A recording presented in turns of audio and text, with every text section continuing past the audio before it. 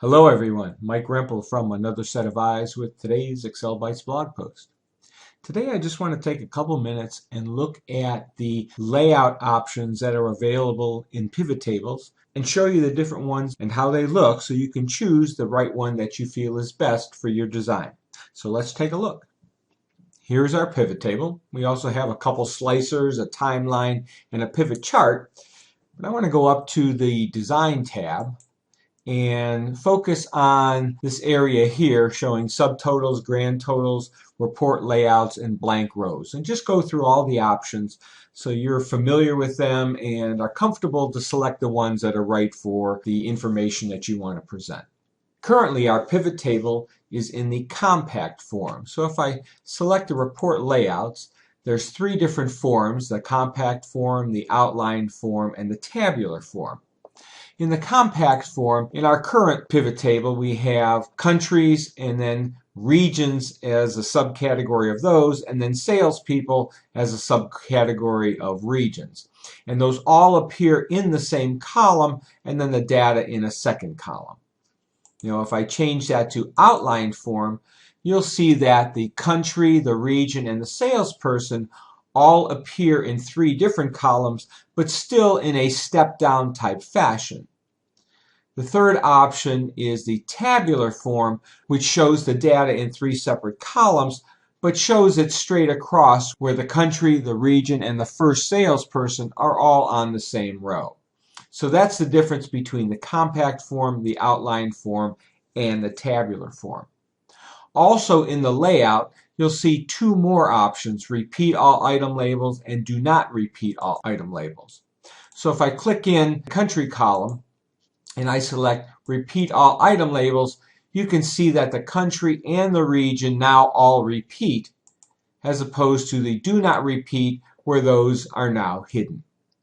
Now let's go back for a minute to the compact form and let's talk about subtotals and grand totals.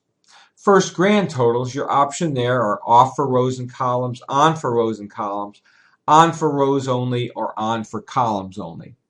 Since we don't have a multitude of columns, showing on for rows only becomes irrelevant here.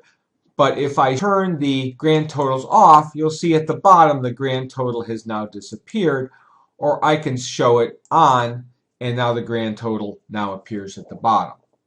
Now let's take a look at subtotals. For subtotals, you have three options here: do not show subtotals, show them at the bottom, or show them at the top. Currently, show them at the top is what's selected.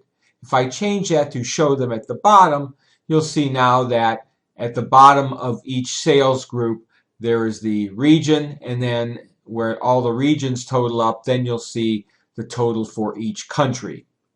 Or if I switch it back to show at the top, now they are moved up to the top and our pivot table is in a more compact format. Or I can turn the subtotals off, and now we have no subtotals, only the grand total. If I change this to the outline form, again, we can show no subtotals. We can show subtotals at the bottom, or we can show subtotals at the top.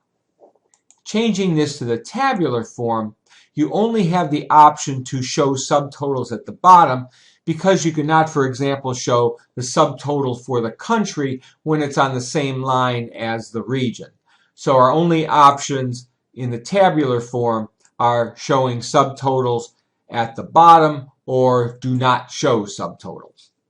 In addition, there is the blank rows option. You can insert a blank line after each item to give it a little bit of separation, or you can remove the blank line after each item. And each of these can be accompanied by showing the row headers or the column headers. That just does a highlight for those. You can do banded rows or not, or you can do banded columns. And all those options are available, but it depends on the general style that you pick to begin with, because they're not all available with every style. And there you have it. That's just a quick run through of the various options for the layouts for pivot tables in Excel. I hope you find ones that you like.